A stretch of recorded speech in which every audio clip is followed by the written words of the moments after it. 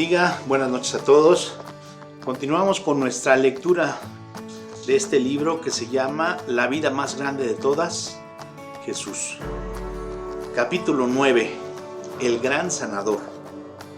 Jesús el sanador había venido a la ciudad, mientras una multitud de personas se oprimían unas a otras, dándose codazos y empujones. El estruendo de las voces que pronunciaban su nombre ensordecía a sus discípulos.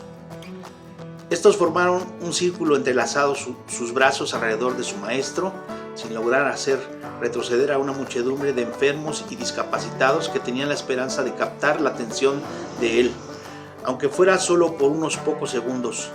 A estas alturas del ministerio de Jesús, todo el mundo sabía que un toque suyo podía cambiarlo todo. Cientos, quizás miles, habían experimentado el impacto del poder sanador que les recorría el cuerpo, haciendo que enfermedades de todo tipo imaginable desaparecieran de repente y para siempre. Mientras los discípulos se empujaban hacia atrás a la marejada de personas y Jesús avanzaba a duras penas hacia la ciudad, una voz familiar y respetada gritó algo desde la dirección de la sinagoga, lo cual distrajo la atención de la multitud por un instante, pero solo por un instante. El frenesí aumentó de nuevo con renovada urgencia. Luego, otro grito lanzado desde cierta distancia en el camino hizo que la multitud se apartara como si una cuña gigante e invisible le hubiera despejado la vía a Jesús. Tal era el respeto de la gente por ese líder de la sinagoga. La muchedumbre hizo silencio cuando el líder cayó sumisamente de rodillas y hundió su rostro en la tierra. Por favor, Señor, mi hija se está muriendo de algo, no sabemos de qué. Su cuerpo se debilita con cada segundo que pasa, en cualquier momento podría morir. En realidad, es posible que mientras hablo contigo ya esté muerta. Ven conmigo, por favor. Si la tocas, ella sanará completamente. Jesús extendió su brazo, hizo que el hombre se levantara y después de tranquilizarlo hizo una señal a sus discípulos para que siguieran al líder hasta su casa. Durante el breve contacto, una mujer que estaba al final del gentío decidió aprovechar su única oportunidad. Debilitada por la pérdida de sangre de un flujo permanente de la matriz que la mantenía sin fuerzas y habitualmente lanzada a la periferia de la sociedad por tal motivo, tendría pocas posibilidades de acercarse una vez más en su vida a Jesús. Con la atención de todo el mundo concentrada en el afligido líder, la mujer se agachó y se deslizó entre los cuerpos de las demás personas para robarle un toque a Jesús. Mientras ella estiraba su mano, Jesús se movió y la multitud lo apretó de nuevo, pero un último y desesperado esfuerzo permitió que los dedos de la mujer rozaran el borde de sus vestiduras. Fue en ese momento cuando la mujer lo sintió. Fue una estremecedora descarga de vitalidad. Era una agradable sensación de calor desde el centro de su cuerpo que se irradiaba a sus brazos y piernas y que hizo resplandecer su rostro. Pero lo más importante de todo era que su cuerpo ya no estaba perdiendo sangre. Por fin estaba curada. Una docena de años de anemia crónica, de médicos desconcertados y la desaprobación de sus vecinos habían terminado. Jesús sintió también el incremento repentino de su poder sanador. Se dio vuelta con sorprendente rapidez y preguntó: ¿quién me tocó las vestiduras? Sus discípulos se miraron unos a otros y luego miraron a su maestro. Debes estar bromeando, Señor, con toda esa gente que te está empujando y agarrando. Perdón, ¿quién no te ha tocado? Jesús se quedó inmóvil, viendo a través del enjambre de piernas a una figura temblorosa que estaba sobre el piso.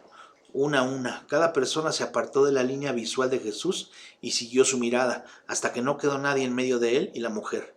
Con su rostro en tierra, la mujer lo explicó todo, lo mucho que había sufrido durante tanto tiempo, cómo había tratado en vano de llegar hasta él en medio de la muchedumbre y cómo sabía más allá de cualquier temor que un toque de él la sanaría. Ten ánimo, hija. Ella levantó entonces la cabeza para concentrarse con sus ojos y vio en él una expresión llena de bondad. Tu fe te ha salvado. Después de su encuentro con el poder sanador de Jesús, la enfermedad de la mujer no volvió más. El desplazamiento por la ciudad no fue rápido, pero finalmente Jesús y sus acompañantes se acercaron a la casa de Jairo, el líder de la sinagoga. Las paredes de la casa reverberaban con los angustiosos gritos de los enlutados, quienes se habían alineado en la amplia habitación y también en la entrada principal que daba al patio. Algunos abrazaban a Jairo, quien luchaba por mantener la postura. Mientras pasaba por en medio de los dolientes, Jesús les decía para confortarlos: ¿por qué se agitan y lloran tanto? La niña no está muerta, sino dormida. Ante esto, algunos mezclaron la risa con las lágrimas. Otros, que no conocían muy bien a la niña, censuraron al rabí. Para la gente de ese tiempo, la muerte era tan común como el nacimiento. Sabían cuando alguien estaba muerto. La niña había sido debilitada por la fiebre. De verdad parecía que estaba dormida, pero todo el mundo sabía que las personas en la condición de enervamiento e inercia de ella no vuelven a despertar. Jesús miró a Pedro y a Juan y a Jacobo, quienes cortésmente sacaron a todos de la casa, quedando solamente ellos, Jesús y los padres de la niña. El Señor tomó luego la mano fría y pálida de la niña y le dijo suavemente: levántate, niñita. Cuando ésta se sacudió y se sentó, sus padres se echaron sobre ella con abrazos y besos, mezclados con lágrimas de gozo, mientras Jesús sonreía: denle algo de comer, porque debe tener hambre. Mateo 9, Marcos 5 y Lucas 8. Título: Sanadores depredadores. Espero que a usted no le importe el relato imaginario de esta historia, pero cuando enciendo el televisor y veo la parodia que han hecho algunos de la sanidad divina, a veces tengo que recordarme a mí mismo que ni Jesús ni sus discípulos actuaban así. Los sanadores de la palabra de fe expresan con sagacidad, para conseguir dinero, una teología que suena piadosa, diciendo que son instrumentos del poder y de la gracia de Dios. ¡Qué insulto tan grande! En realidad, lo que ellos hacen es convertir en sus víctimas a quienes se han vuelto vulnerables por el dolor de la enfermedad. Han perfeccionado el sutil arte de equilibrar la esperanza con el sentimiento de culpa, con el fin de convertir en dinero el sufrimiento de los demás. No nos equivoquemos, eso no tiene nada que ver con la compasión, sino con el dinero. Permítame ser claro desde el comienzo. Creo absolutamente y sin reservas en la sanidad divina, pero esos sanadores no son más que la versión moderna de los farsantes del templo a los que me referí en el capítulo anterior. Más de 2000 años después, sus métodos han cambiado, pero su motivación sigue siendo la misma: el dinero. Algunas denominaciones cristianas sostienen una teología particular que hace a sus miembros más susceptibles de convertirse en víctimas de la codicia de los sanadores por fe. Las personas de esas denominaciones tienden a ser más expresivas y dramáticas en su creencia y prácticas. Muchos afirman que si alguien no posee una capacidad sobrenatural llamada a menudo un don del Espíritu Santo, la persona no puede decir que es cristiana o no tiene fe suficiente. Aunque no siempre lo dicen, muchos de estos seguidores llegan a creer que si Dios no responde a sus fervientes oraciones es porque no han orado lo suficiente o no se han acercado a Él con fe suficiente. O quizás no han vivido como dignos seguidores de Jesucristo y por eso sus oraciones son ineficaces. Además, muchas personas que estuvieron asociadas antes con estas denominaciones confiesan que su deseo de tener un encuentro con lo sobrenatural era tan intenso que se convertían en participantes dispuestos a ser parte de una alucinación apoyada y honrada como genuina espiritualidad por los de su misma creencia. Durante los días que siguieron a la resurrección de Jesucristo y antes de que se escribiera el último libro del Nuevo Testamento, el Señor dio a algunos creyentes un poder milagroso para curar enfermedades y otros males. Sin embargo, el uso que hicieron de este poder ya no era como el de los supuestos sanadores de hoy en día. Para entender mejor la verdadera naturaleza de la sanidad divina, tenemos que entender y aceptar dos aspectos importantes de la naturaleza de Dios. En primer lugar, Dios es todopoderoso, lo que significa que Él puede hacer todo lo que Él quiere. El Señor hizo este mundo y todo lo que hay en Él, y puede hacer los cambios que desee en cualquier momento. Las Escrituras hebreas afirman, Salmo 135, 5 y 6, porque yo sé qué grande es el Señor. Nuestro Señor es más que todos los dioses. El Señor ha hecho todo lo que ha querido en los cielos y en la tierra, en los mares y en todos los océanos. El rey Nabucodonosor dominaba la mayor parte del mundo conocido como el gobernante supremo del imperio babilónico, y el poder de su posición se le subió rápidamente a la cabeza. Una mañana despertó y se paró sobre la terraza de su palacio desde la cual se veía el esplendor de la capital de su imperio, y dijo: ¿No es esta la gran Babilonia que yo edifiqué como residencia real, con la fuerza de mi poder y para la gloria de mi majestad? Daniel 4:30.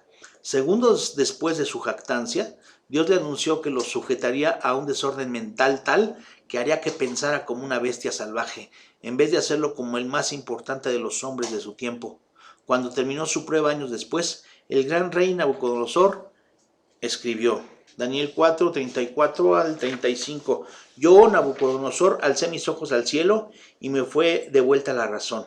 Entonces bendije al Altísimo, alabé y glorifiqué al que vive para siempre, porque su señorío es eterno y su reino de generación en generación. Todos los habitantes de la tierra son considerados como nada. Él hace según su voluntad con el ejército del cielo y con los habitantes de la tierra. No hay quien detenga su mano ni quien le diga, ¿qué haces? Darío el Medo, quien gobernó el imperio medo-persa, también reconoció el poder supremo de Dios. Daniel 6:26. De parte mía es dada la orden de que en todo el dominio de mi reino también tiemblen y teman delante del Dios de Daniel, porque Él es el Dios viviente, que permanece por la eternidad. Su reino es un reino que no será destruido y su dominio dura hasta el fin. Como gobernantes de vastos imperios, ambos hombres entendían el concepto de soberanía, el derecho de un monarca de hacer lo que quisiera sin rendir cuentas a nadie. Esto apunta al segundo aspecto de la naturaleza de Dios que tenemos que entender y aceptar. Por ser todopoderoso, Dios es absolutamente soberano. El Señor tiene el derecho de hacer lo que Él quiera, con quien Él quiera y cuando Él quiera. No tiene que rendirle cuentas a nadie. Los hombres y las mujeres de la antigüedad creían que sus dioses paganos eran tan caprichosos y depravados como los seres humanos, solo que más poderosos. Para sacarles bendiciones a sus dioses, sus devotos debían ofrecerles espléndidos sacrificios o hacer lo máximo para demostrarles su devoción. Creían que si sus dioses eran lo suficientemente impresionados, tendrían buenas cosechas, sus hijos buena salud y sus enemigos fracasarían. Pero el Dios de la Biblia siempre se ha distinguido por ser totalmente distinto de los falsos dioses, producto de la imaginación del hombre. Dios no puede ser forzado, engañado, manipulado o sobornado para que haga algo. Él decide libremente actuar o no, de acuerdo a como Él quiere, aunque sus acciones son siempre consecuentes con su carácter santo e inmutable. Recordemos estas dos verdades fundamentales mientras vemos una sanidad sobrenatural que aparece en el libro de los Hechos. Al final, Jesús les dio a sus discípulos el privilegio de hacer discípulos y de enseñar a los demás cómo ser cristianos, y durante algún tiempo los discípulos recibieron el poder de sanar, así como Él lo hacía. En esos días, Pedro y Juan se dirigieron al templo para adorar y enseñar. Al acercarse a una de las puertas, un hombre paralizado de las piernas desde su nacimiento les pidió una limosna. Hechos 3, 4 al 8. Entonces Pedro juntamente con Juan se fijó en él y le dijo, míranos. Él les prestaba atención porque esperaba recibir algo de ellos, pero Pedro le dijo, no tengo ni plata ni oro, pero lo que tengo te doy. En el nombre de Jesucristo de Nazaret, levántate y anda. Le tomó de la mano derecha y le levantó. De inmediato fueron afirmados sus pies y tobillos, y de un salto se puso de pie y empezó a caminar. Y entró con ellos en el templo, caminando, saltando y alabando a Dios. Como es natural, la reacción del hombre sanado fue alabar a Dios, pero también se asió de Pedro y de Juan como si hubieran sido ellos los responsables de su curación. Las personas que estaban en el templo reconocieron al hombre como el que había estado mendigando la mayor parte de su vida y quisieron saber quién tenía ese poder milagroso. Pedro les aclaró el asunto. Hechos 13, 12 al 16. Pedro, al ver esto, respondió al pueblo, hombres de Israel, ¿por qué os maravilláis de esto? ¿Por qué nos miráis a nosotros como si con nuestro poder o piedad hubiésemos hecho andar a este hombre?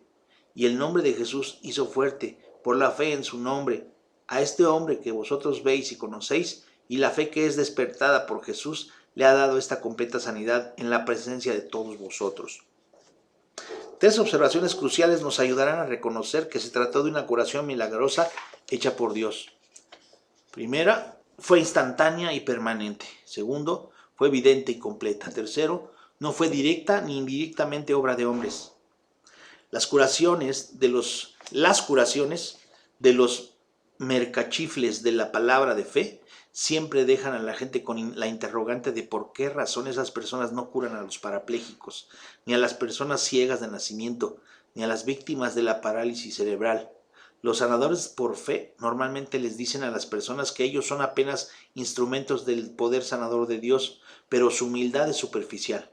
Sus palabras dicen una cosa, pero su teatralidad y sus exigencias de dinero muestran a las claras que para recibir sanidad hay que venir a ellos. Curiosamente no se aparecen en los hospitales para curar a una persona tras otra. Título: Las 5 leyes de la sanidad divina. Aunque los sanadores modernos son fraudulentos, entienda, por favor, que Dios sigue sanando hoy en día a los enfermos. Si bien las curaciones que Él hace son a veces dramáticas y con frecuencia inexplicables, rara vez involucran un milagro, es decir, un hecho contrario a las leyes de la naturaleza que solo puede ser explicado como de origen divino. No obstante, Dios sí interviene en favor de la gente y muchas veces en conjunción con las oraciones de otras personas. Para entender mejor hoy en día la naturaleza de la sanidad divina, consideremos las siguientes 5 leyes que se encuentran en la Biblia. Ley número 1. Hay 2 categorías de pecado, el original y el personal. Los teólogos llaman pecado original a la desobediencia de Adán, porque fue el primer caso de pecado. Toda la pecaminosidad de la humanidad y de todos los tiempos nace con esta trágica elección. Génesis 3, 17 a 19. Cada uno de nosotros ha heredado una naturaleza enferma inclinada al mal, tanto así que no podemos resistir la tentación de pecar. En este sentido, el pecado es universal, pero cuando individualmente elegimos desobedecer, el pecado se ha convertido en personal. Ley número 2. El pecado original trajo el sufrimiento, la enfermedad y muerte. Como resultado del pecado, la creación de Dios se convirtió en una versión distorsionada de lo que originalmente Él había hecho perfecto. El Señor no creó el cuerpo humano con el propósito de que sufriera y se deteriorara. Creó al mundo para que este fuera un ambiente para la armonía y el cultivo de nuestros cuerpos, y nos creó con el propósito de que tuviéramos compañerismo íntimo con Él. Pero debido al pecado, hay algo que anda mal con todo y con todos, incluyendo nuestros cuerpos, que se volvieron susceptibles a la enfermedad y a la muerte. Ley número 3. A veces la enfermedad y la muerte son el resultado directo del pecado personal. Es obvio que el uso de las drogas destruye el cuerpo y que el sexo extramarital puede exponernos a las enfermedades, pero algunos padecimientos son permitidos por Dios con el propósito de corregirnos. Primera carta a los Corintios 11, 27 al 30. El Señor puede permitir, como un compasivo acto de disciplina severa, que el padecimiento físico mantenga alejada a una persona de la conducta destructiva, tanto para consigo misma como para los demás. Ley número 4. A veces la enfermedad y la muerte no tienen nada que ver en absoluto con el pecado. Jesús dijo en Juan 9, 1 al 3, acerca del hombre que había nacido ciego: no es que éste pecó, ni tampoco sus padres, al contrario, fue para que las obras de Dios se manifestaran en él. La ceguera del hombre era el resultado de haber nacido en un mundo deformado por el pecado. Sin embargo, Dios le dio a su padecimiento un propósito divino, aún antes de crear al universo con su palabra. Nosotros somos criaturas diminutas con una vida limitada, que nos movemos en un vasto universo medido en eones y años luz. Por tanto, es fácil olvidar que lo que nos sucede a nosotros no lo es todo. Somos miopes e impacientes. Queremos que nuestro software funcione de inmediato. Queremos nuestro café recién hecho, caliente y rápido. Y queremos respuestas a nuestras preguntas cósmicas ya. Pero Dios no se rige por nuestro cronograma. Él tiene un plan que llevar a cabo de manera perfecta, para el mayor bien y de todos para su máxima gloria. Aunque pueda parecer desconcertante y misterioso, todo acto de crueldad sin razón, Dios lo toma para sus divinos propósitos. Ley número 5. No es la voluntad de Dios que toda enfermedad sea curada. Este es probablemente el principio más difícil de aceptar, porque es contrario a nuestra idea de lo que debe hacer un Dios bueno. El principio es, sin duda, un rechazo a la teología de la prosperidad física y material que se nutre de los aplausos y del dinero que produce. Según los predicadores de la palabra de fe, Dios quiere que usted tenga salud, riquezas y una dicha ajena a toda tristeza. Según ellos, usted debe tener por seguro esto: El causante de que usted no disfrute de salud y riquezas es usted mismo, porque no tiene suficiente fe y porque hay demasiado pecado en su vida. En el tiempo que murió Pablo, su pluma había producido la mayor parte de los escritos del Nuevo Testamento, gracias a la comunicación de la verdad de Dios por parte del Espíritu Santo al apóstol. Además, Pablo fue el primer responsable de la extensión del cristianismo a través del Imperio Romano y de la estabilidad de las iglesias que había en él. La verdad es que si hubo alguien que tuviera fe suficiente y la gracia del Señor para recibir sanidad divina, ese fue Pablo. Sin embargo, este hombre batalló con la enfermedad durante la mayor parte de sus años en el ministerio, al ser atacado particularmente por un padecimiento físico. Él escribió: y para que no me enaltezca sobremanera por la grandeza de las revelaciones, me ha sido dado un aguijón en la carne, un mensajero de Satanás que me abofetee para que no me enaltezca. En cuanto a esto, 3 veces he rogado al Señor que lo quite de mí, y me ha dicho: bástate mi gracia, porque mi poder se perfecciona en tu debilidad. Por tanto, de buena gana me gloriaré más bien en mis debilidades, para que habite en mí el poder de Cristo.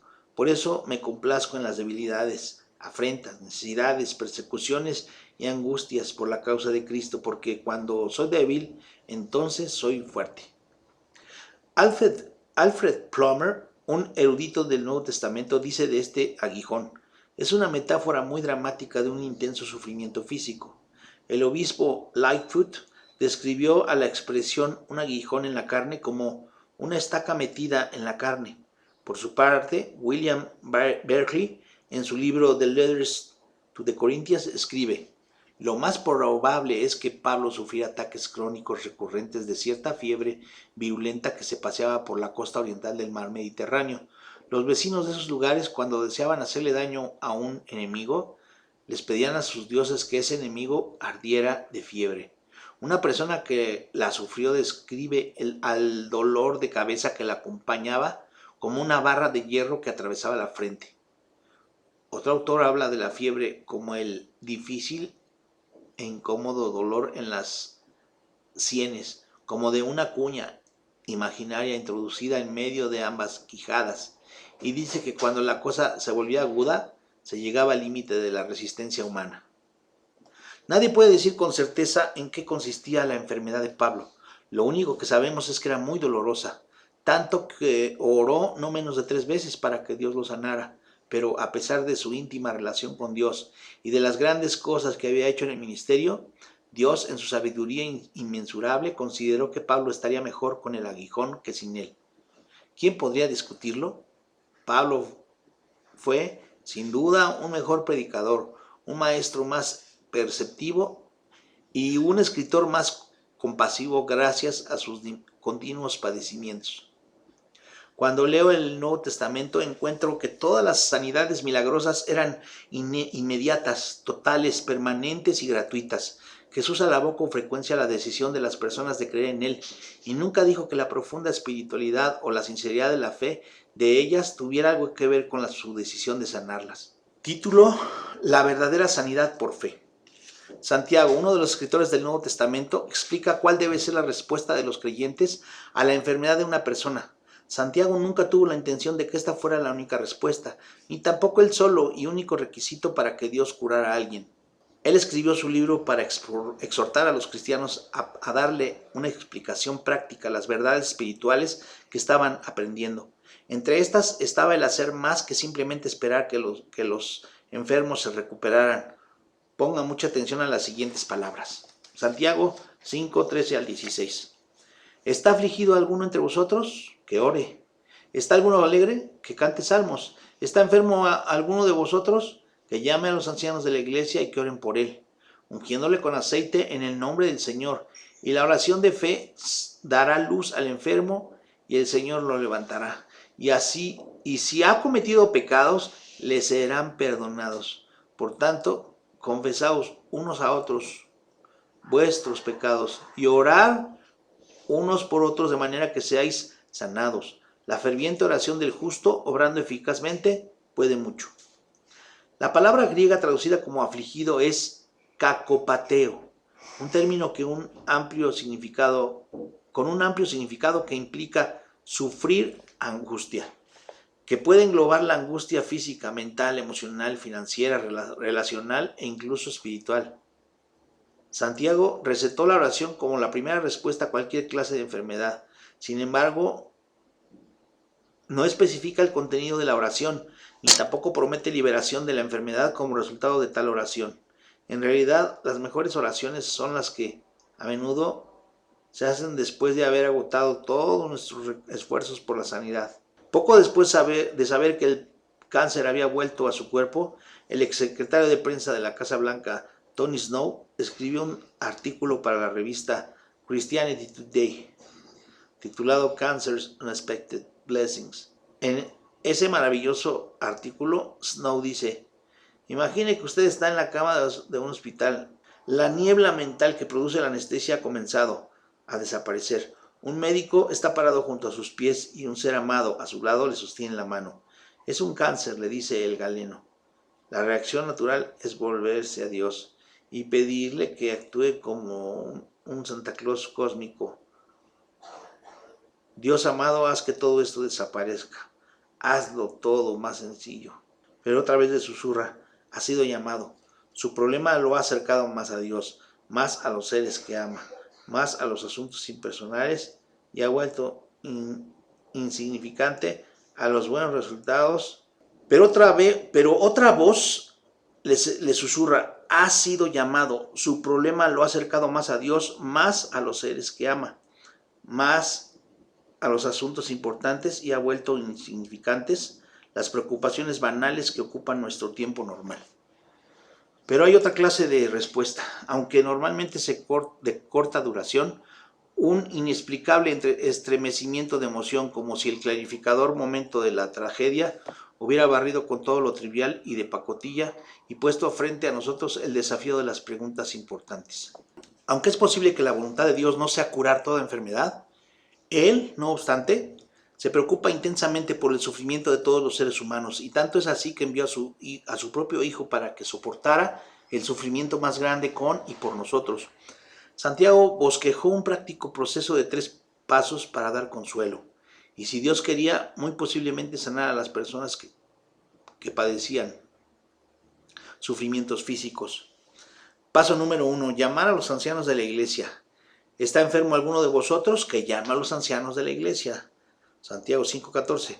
A diferencia de la otra palabra kakopateo, la palabra griega traducida como enfermo es asteneo, que significa estar sin fuerzas, estar debilitado, débil de cuerpo. Se refiere a alguien que ha sido debilitado por una enfermedad física. A esta persona se le anima a avisar a los líderes de su iglesia. Es posible que el sufrimiento no sea aliviado ni quitado rápidamente, pero nadie debe sufrir solo. Paso número 2. Los ancianos deben responder proveyendo ayuda médica, y oren por él, ungiéndole con aceite en el nombre del Señor. A riesgo de parecer pedante, tengo que señalar un matiz en el griego que es muy importante y que frecuentemente es ignorado. El verbo principal en este mandato es orar, mientras que ungir es un participio secundario. La traducción de este orden de los verbos debería ser: tras haberle ungido con aceite en el nombre del Señor, deben orar por él. Pero la mayoría de las versiones prefiere presentar a los verbos como acciones simultáneas. Deben orar por él mientras lo unge con aceite. En cualquier caso, el punto es el mismo. Ni la oración ni el ungimiento deben pasarse por alto. Pero igualmente importante, ¿qué quiere decir Santiago con ungir con aceite?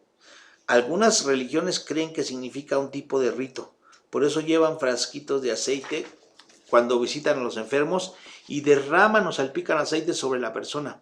La práctica de la extrema unción tiene sus raíces en este pasaje específico, aunque se usan aquellos que han puesto o están al borde de la muerte. El idioma griego tiene 2 palabras que se aplican al uso común del aceite en el mundo antiguo: aleipo y chiro. Este último se refiere generalmente al ungimiento ceremonial utilizado para señalar la bendición especial de Dios sobre alguien. Por ejemplo, la palabra Cristo, que significa ungido, se origina de chiro. Santiago pudo haber escogido esta palabra, pero prefirió utilizar aleipo. Este término particular tiene que ver con el uso pragmático y terapéutico del aceite, tales como frotar o masajear con él con fines medicinales. Al aceite de oliva se le añadían en la antigüedad algunas hierbas y extractos vegetales y la mezcla era aplicada al cuerpo para que sirvieran de ayuda en una serie de enfermedades. Esta era la mejor medicina con la que se contaba en el siglo I. Decir que los ancianos debían frotar el cuerpo con aceite era decir que debían ayudar a los que estaban físicamente enfermos a recibir atención médica. Por tanto, hoy al aplicar estas instrucciones, los ancianos deben asegurarse de que la persona enferma reciba la mejor ayuda médica que se disponga. El punto de Santiago es simple y evidente. No sustituyan la ayuda médica con la oración. El seguir el consejo de un médico, usar correctamente las medicinas y aplicar bien el tratamiento médico no significa que a la persona le falta fe en Dios. Él es quien le dio el conocimiento anémico a las personas.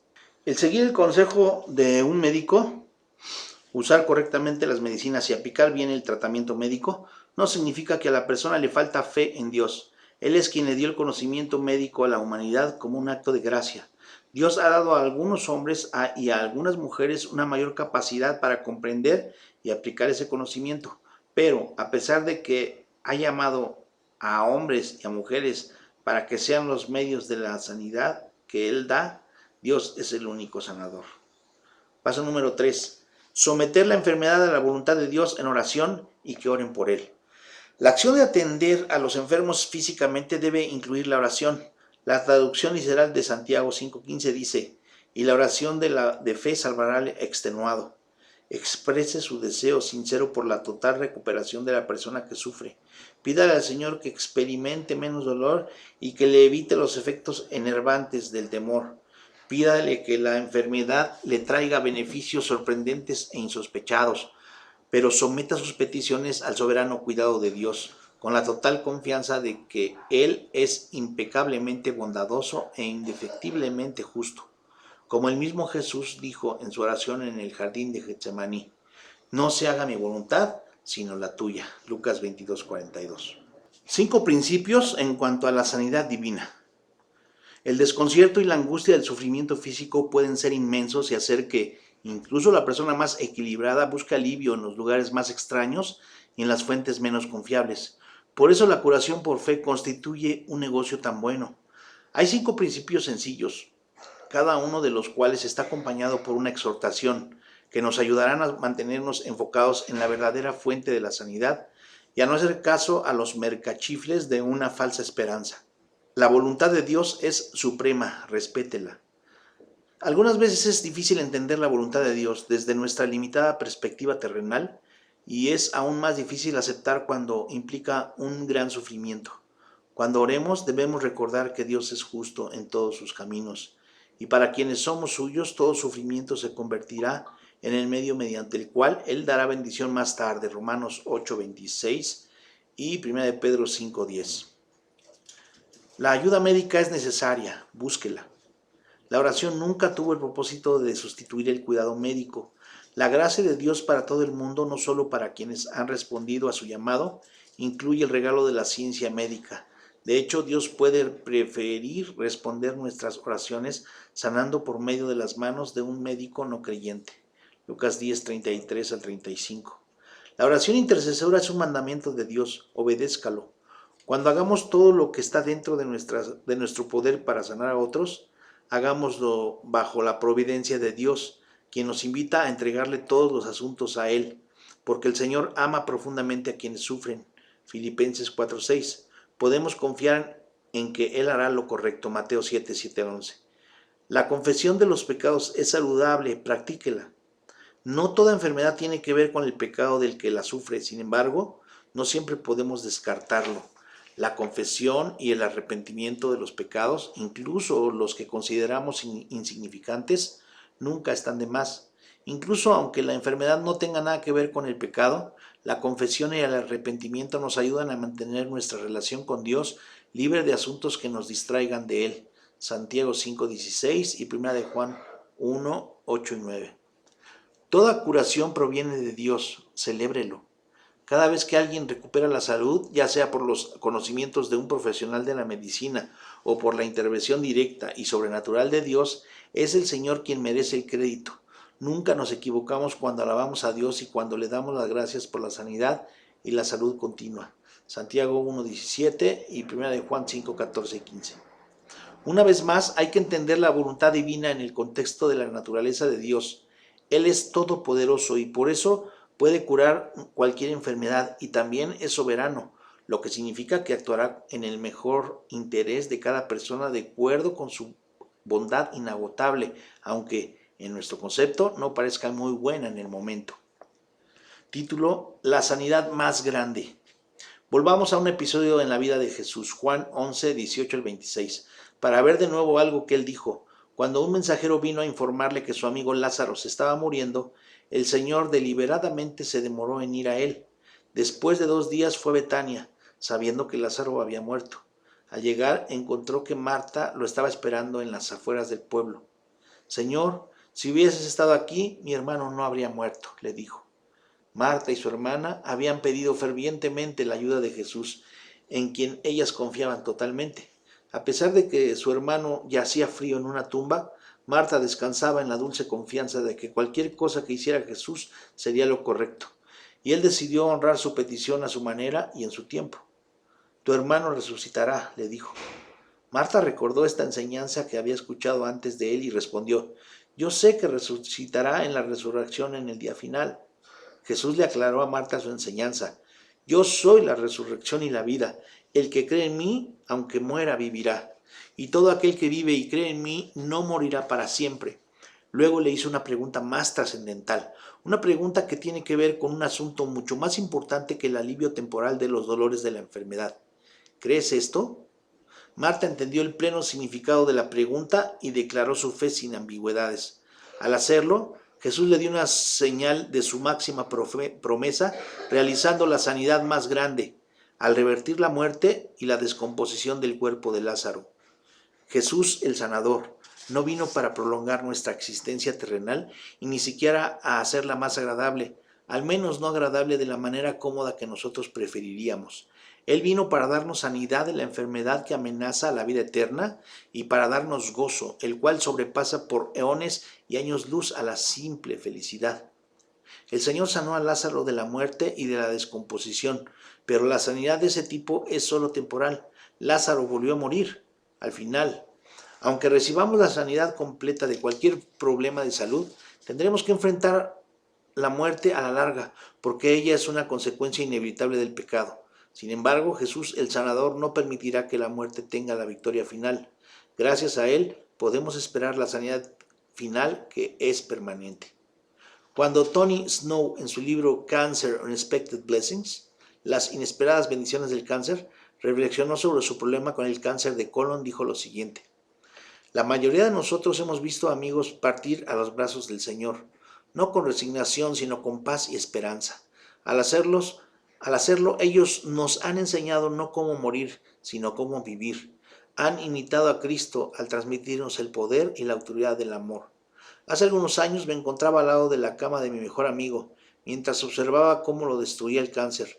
En su mesa del cuarto tenía una Biblia desgastada y una edición de 1928 del libro de la oración común. Un pesar angustioso se había apoderado de sus familiares, de muchos de sus viejos amigos y de por lo menos un sacerdote. Era un hombre muy bueno y humilde que se disculpaba con dolor cuando pensaba que estaba haciéndome sentir incómodo a quien lo estaba visitando. Mantuvo literalmente su ecuanimidad y su buen humor hasta su último momento consciente. Voy a tratar de derrotar este cáncer, me dijo varias veces antes de su muerte, pero si no lo logro, te veré en el otro lado.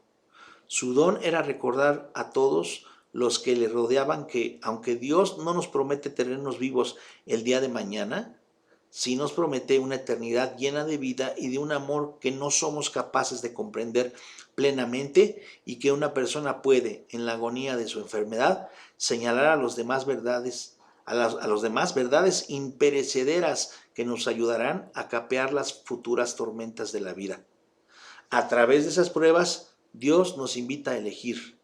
¿Creemos o no creemos? Muy bien, hasta aquí el capítulo 9 de este libro, La vida más grande de todas, Jesús. Que Dios les bendiga y nos vemos el domingo.